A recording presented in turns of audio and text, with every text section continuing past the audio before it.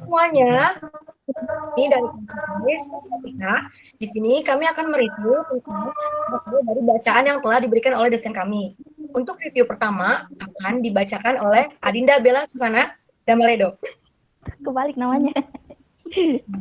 Oke, jadi itu pertama itu, ini tuh kita lebih ke istilah-istilahnya itu si semiotika ya. Jadi istilah lain semiotika dan semiotika ini tuh ada banyak. Jadi ada semiologi, ada sememik, dan ada semik. Nah ini tuh basic itu sama aja, tapi dia tuh merujuk pada bidang studi yang mempelajari tanda atau lambang. Lalu istilah semiotika ini pertama kali muncul di negara-negara Anglo-Saxon. Nah, jadi si semiologi itu kayak diprakarsai oleh dua orang pertama, yaitu Chaucerian sama Charles Sanders Peirce. Nah, mereka berdua itu punya apa ya, kayak beda gitu loh nyebutinnya. Kalau si Chaucer itu dia pakai kata semiologi, sedangkan kalau si Peirce itu dia pakai semiotika.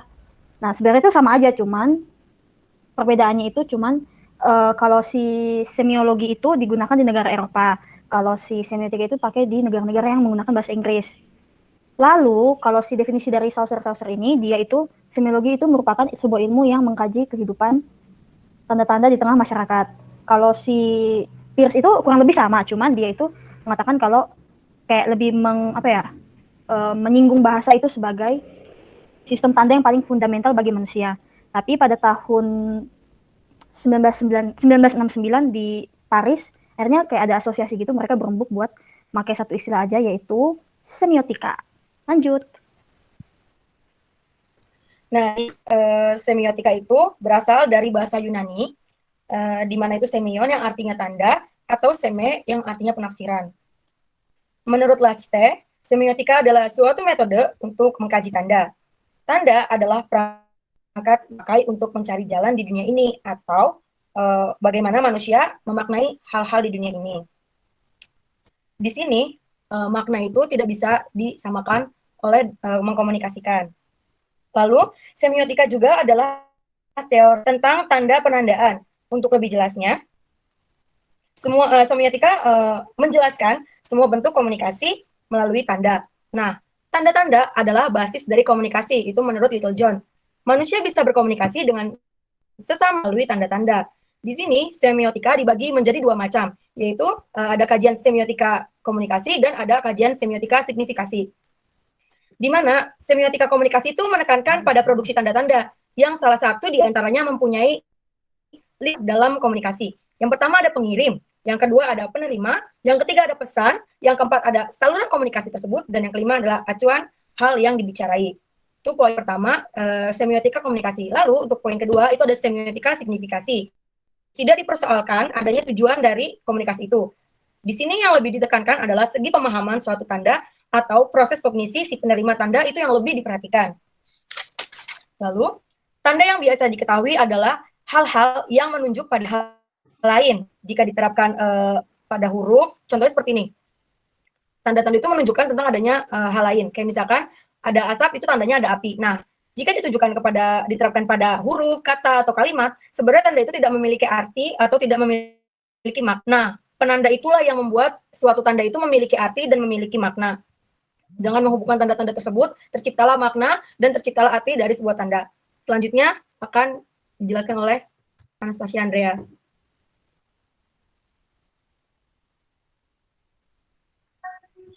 Oke, yang selanjutnya, semiotika menaruh perhatian pada apapun yang dapat dinyatakan sebagai tanda, seperti yang udah dijelasin Flo tadi. Sebuah tanda adalah semua hal yang dapat diambil sebagai penanda. Dengan begitu, semiotika pada prinsipnya adalah sebuah disiplin yang mempelajari apapun yang bisa digunakan untuk menyatakan sebagai suatu kebohongan atau sebaliknya. Berger menunjukkan beberapa cara untuk menyesatkan orang atau yang lebih halusnya untuk membohongi orang lain dengan cara, salah satu contohnya adalah rambut palsu atau wig, yaitu dengan orang botak atau seseorang dengan warna rambut yang berbeda. Yang kedua, sepatu hak tinggi. Orang pendek yang kelihatan tinggi dengan memakai sepatu hak tinggi. Dan peniru, yaitu pura-pura menjadi orang lain atau mencuri identitas. Pada umumnya, tanda-tanda yang berisi kebohongan itu relatif tidak merugikan. Misalnya rambut pirang yang kenyataannya rambutnya itu berwarna coklat atau hitam. Namun, dalam beberapa kasus seperti supir truk yang menyamar sebagai seorang dokter, bisa jadi membahayakan dan merugikan orang lain. semiotika murni berkenaan dengan desain mata bahasa, yang seharusnya mampu membicarakan setiap bahasa yang menjadi objek semiotika. Sedangkan untuk contoh mengenai semiotika terapan dan deskriptif adalah deskripsi tentang suatu bahasa, sasaran, dan suatu penerapan. Mengenai semiotika dan murni dan deskriptif seperti yang dikerjakan misalnya dalam bentuk retorik. Secara singkat dapat dikatakan bahwa studi semiotika disusun dalam 3 poros. Poros horizontal menyajikan 3 jenis penyelidikan, yaitu murni, deskriptif, dan terapan. Poros vertikal, semiotik, semantik, dan pragmatik. Asas dasar teori informasi yang pertama, semua komunikasi berdasarkan kemungkinan memilih atau menyeleksi dari sekumpulan alternatif. Yang kedua, isi informasi secara terbalik berbeda dengan probabilitas. Jika sebuah satuan semakin dapat diramalkan, semakin kurang maknanya. Yang ketiga, kemubaziran dalam realisasi substansi satuan bahasa atau penggunaannya adalah perbedaan substansi yang diperlukan untuk mengidentifikasi dan isi infonya. Yang terakhir, bahasa akan jadi lebih efisien menurut pengertian teori informasi jika panjang sigmatis satuan-satuan secara terbalik berhubungan dengan probabilitas. Terima kasih. Yang selanjutnya akan dijelaskan oleh Risa. Oke. Semiotika komunikasi bahwa panjang kata yang berupa huruf-huruf dan bunyi-bunyi tidak perlu merupakan ukuran panjang sintakmatis yang langsung. Charles Sanders Peirce sudah menciptakan semiotika agar dapat memecahkan dengan lebih baik ihwal inferensi. Namun, menurut Eko, semiologi juga membahas persoalan signifikasi dan komunikasi. Semiotika membicarakan kedua hal ini sedemikian rupa sehingga batas antara semiotika dan teori komunikasi tidak terlalu jelas. Meski begitu, antara kedua ini dalam pandangan Eko terdapat perbedaan tujuan dan metode. Komunikasi terjadi dengan perantara tanda-tanda, dengan demikian tidaklah mengherankan jika kita lebih lihat bahwa bagaimana teori komunikasi berasal dari semiotika. Akan tetapi, di satu pihak ada tanda-tanda yang berfungsi di situasi komunikasi. Dan di lain pihak, berbeda dengan teori semiotika, teori komunikasi menaruh perhatian pada kondisi penyampaian signifikan, yaitu pada saluran komunikasi. Berkat saluran komunikasi inilah pesan dapat disampaikan. Eko pada tahun 1979 mendefinisikan informasi dalam perspektif atau segi pandang si pengirim. Informasi menyajikan kebebasan pilihan yang tersedia dalam suatu seleksi peristiwa yang mungkin. Dalam definisi informasi lebih memilih dari perspektif penerima dan menyebutkan informasi adalah umum bagi seluruh representasi yang serupa bagi interpreter. Hal itu menurut Nautar menurun secara tidak menentu. Pada dasarnya terdapat hubungan langsung antara penampilan suatu tanda di satu pihak dan jumlah informasi yang dibawa oleh tanda tersebut di lain pihak.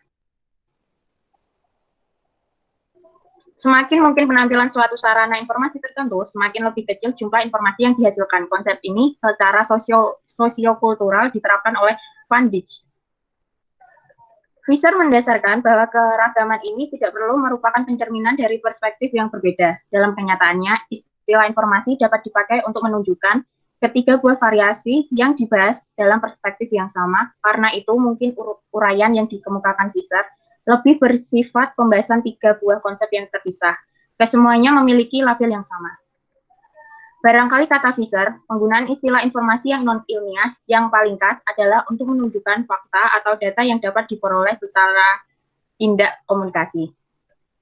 Jadi kita berbicara tentang mencari lebih banyak informasi sebelum kita dapat mengambil keputusan, atau kita berbicara tentang seorang wartawan mengumpulkan informasi dari tempat terjadinya peristiwa berita, atau seorang detektif yang mengumpulkan informasi tentang kejahatan. Karena itu, kata Visser, makna informasi tidak beragam karena perbedaan perspektif. Akan tetapi, informasi lebih merupakan istilah yang digunakan untuk menunjukkan berbagai konsep yang berbeda yang tidak mesti mencerminkan perspektif manapun. Sebab itu, informasi itu sendiri tidak merupakan konsep tunggal, tetapi lebih merupakan istilah untuk menyatakan ketiga konsep di atas. Sebuah istilah yang digunakan secara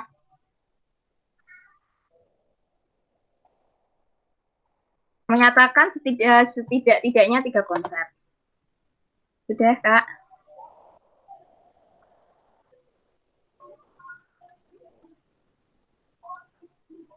Flow anu mati. Sekian.